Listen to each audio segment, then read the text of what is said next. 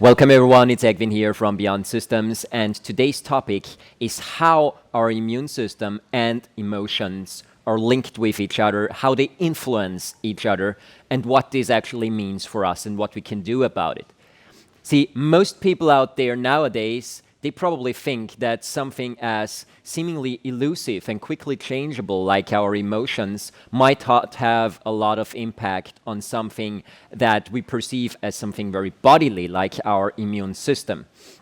And the purpose of this video is to explain exactly why there is a link, how this link works, and what you can make from that, like how this actually helps you to boost your immune system and to do something good for your overall well-being and health.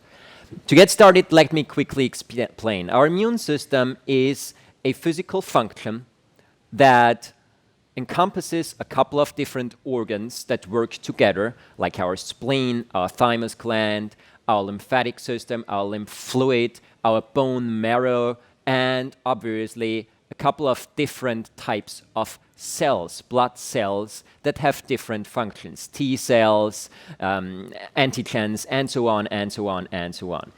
And we are not going to do too much into detail of the anatomy of this, but our immune system is massively dependent on a good function of all of the just mentioned organ systems, and that our bone marrow, which is part of where our immune cells that eventually create a protective shield, where those immune cells are actually generated. Now, when we take a look at our emotions, on the other hand, what are emotions? I keep saying that in different videos. Emotions do have a very, very physical foundation to them as well. See, what we perceive as emotions is the readout, you would call it, of a specific intercellular pulsation and intercellular communication.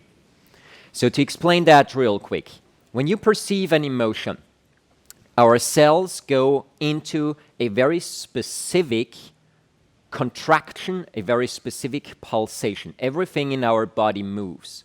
The intercellular communication depends on a couple of different factors. There are physical elements like pulsation, for instance, and there are chemical elements like how much of an exchange of neurotransmitters and stuff like that and proteins are actually happening, so that because of that our cells are in good communication and our whole system is balanced with each other. When you perceive an emotion like, for example, love, all of our system is in high gear. The intercellular communication is at a high, the pulsation is very rhythmic and it's very coherent. When we take it to another emotion like fear or anger or depression, that changes. Fear, pulsational-wise, is the exact opposite of love, for example. See, fear has a very contractile element to it. There is almost no or very poor intercellular communication. The internal coherence between different bodily functions decreases massively and the tension level rises. Pulsation is reduced. So every single emotion that we can identify is actually a different kind of physical reaction to whatever stimulus there is. Another very important element in our emotions is actually our whole liquid system in the body. What belongs to the liquid system? Well, of course, our blood, of course, our lymphatic liquid, but also all the intercellular liquid, the liquid in our interstitium, and the liquid that is contained within our connective tissue, our fascia. This goes so much, actually, that the liquid in our fascia is the main transmitter between cellular pulsation that changes due to maybe an emotional impulse and our enteric nervous system in the gut. When this pulsation changes, the liquid transversal waves in our body, they change, and that information is actually delivered through the body, through those liquid pressure waves quicker than through our nervous system. Then the first part of our nervous system to pick up on those pulsational changes is our enteric nervous system in the gut. From here, then our brain reacts to that stimulus in the enteric nervous system and sends an information out to all the smooth muscles. The smooth muscles are the muscles that surround blood vessels, that surround organs, and so on. That's the first subconscious reaction to a change of pulsation initiated by what we later on even call emotions. This contraction of the smooth muscles, or a reaction of the smooth muscles, then is something that the brain picks up on again with its sensoric elements, and that is what our conscious brain reads out and puts a name to, and that eventually is what we call emotions. Now, how and why is this relevant? It is relevant because there is not a single closed-circuit liquid system in our body. Before I mentioned that the lymphatic system is one of the key elements in our immune system. Now, our lymphatic system is also something that is fueled out of our blood. See, the blood runs in our arteries and veins. From our arteries, it goes down to even always smaller blood vessels, all the way down until it reaches such tiny, tiny, tiny, tiny vessels that it actually partially sinks into the interstitium. That's the space between our cells. From there on, this interstitial liquid is what we then call lymph as soon as it starts to flow in the lymphatic channels, which then again is the next zoom out towards a bigger unit of flow. And then the lymphatic system again leads back into our veins and leads back into our cardiovascular system. So basically, all the liquids in our body, they are connected with each other.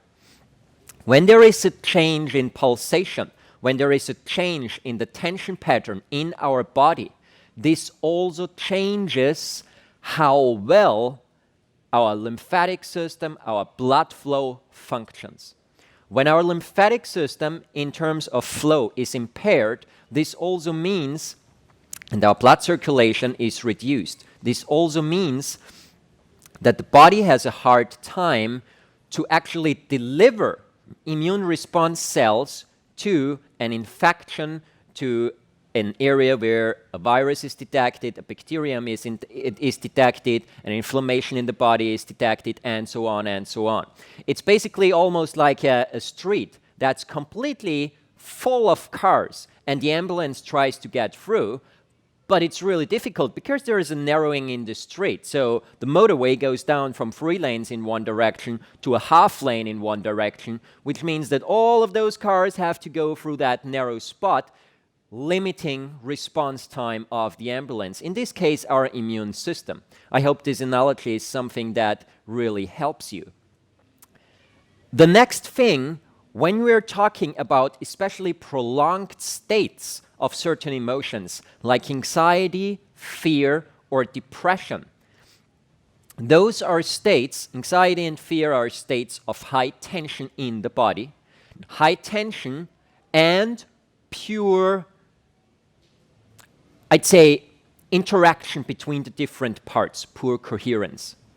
Poor coherence also means that, and high tension, poor coherence and high tension means that our muscles are not working at a low tension level, which means that the blood flow through arteries and veins in the muscles is reduced, which again reduces the amount of nutrients in a certain given time that actually reaches our bone marrow, which is important because our bone marrow, again, needs to produce new cells for our immune system.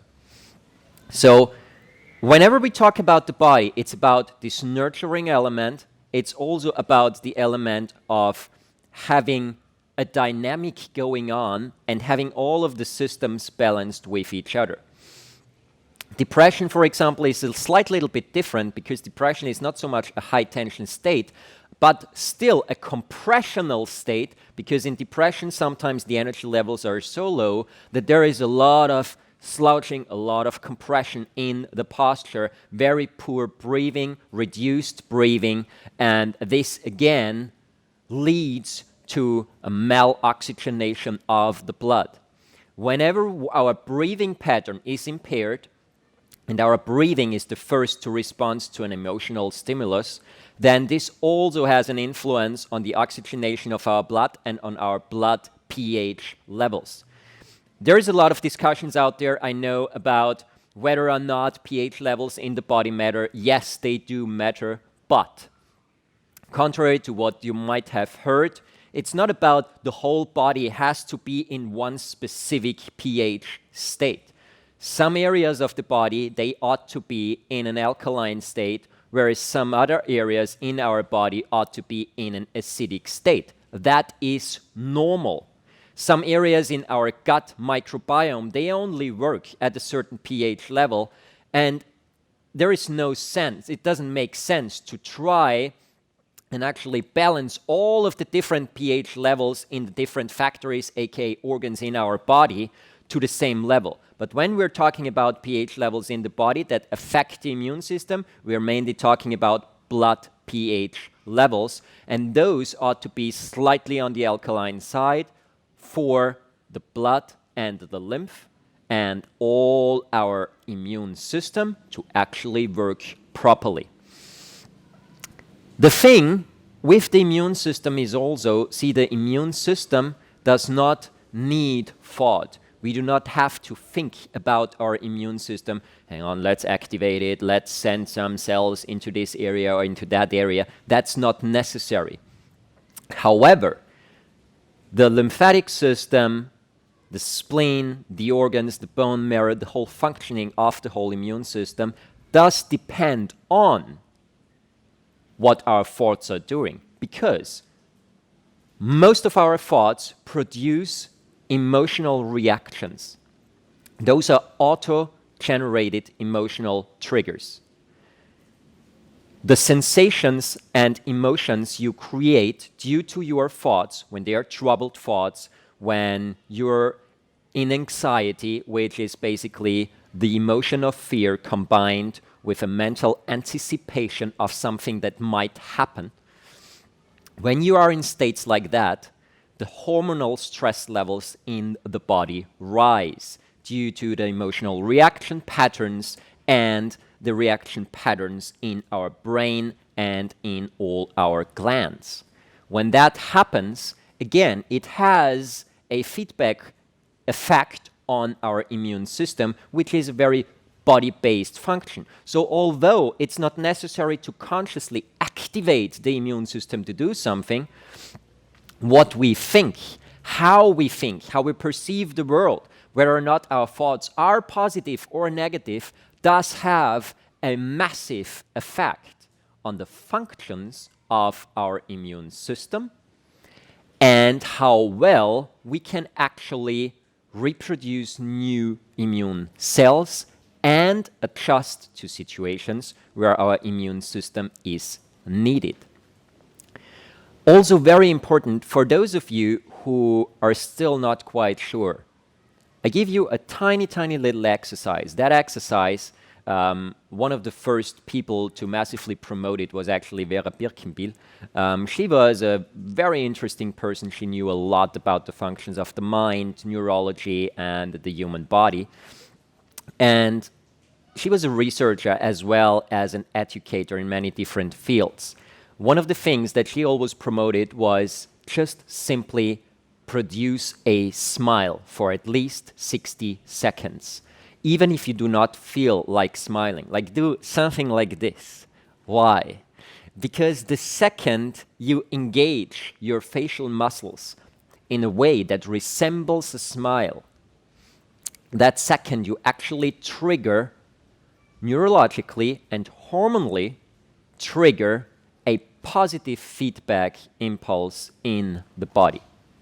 Now, this is something that is accredited to a research field that is called PNI, which basically is psychoneuroimmunology.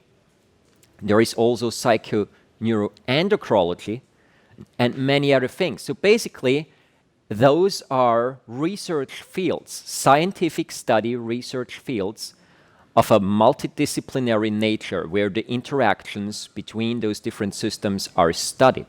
And by now, it is proven that there is an effect. So long story short, whether or not you have positive emotions, you feel good in your body, and you know how to produce positive emotions over and over again in your life, does impact your immune system massively. See, all this fear-mongering, either related to job or related to living situations and stuff like that, it's important to be realistic. But the second you fall into a constant pattern of fear, of depression, of anxiety, of negative anticipation, of anger, of frustration, the more you fall into those patterns, the weaker your immune system becomes. For the simple reason that very important hormones like dopamine, like endorphins, serotonin are not produced because those are hormones or are not delivered in the right emotional response axis, because those are things that you would normally generate with a smile, to quote one of the things out of psychoneuroimmunology.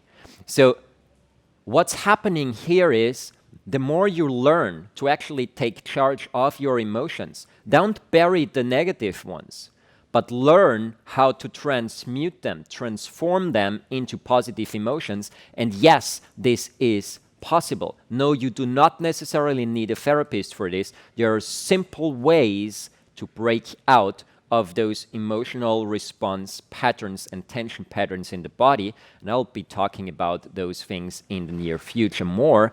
But it is possible to change that. And right now, the takeaway for you, see to it that at the end of the day, you'll always find some gratitude, you'll always find some positive outlook, some positive emotions, because those will help you massively and will fuel your positivity, which in return will help you a lot to boost your immune system, to stabilize the production of new immune cells, and in general, to produce a proper body coherence between all the different functioning parts, delivering you a body, a unit for your daily life that is at peak efficiency to make expressions, to live the life you want in a healthy and way more well-being and well-being way. All right.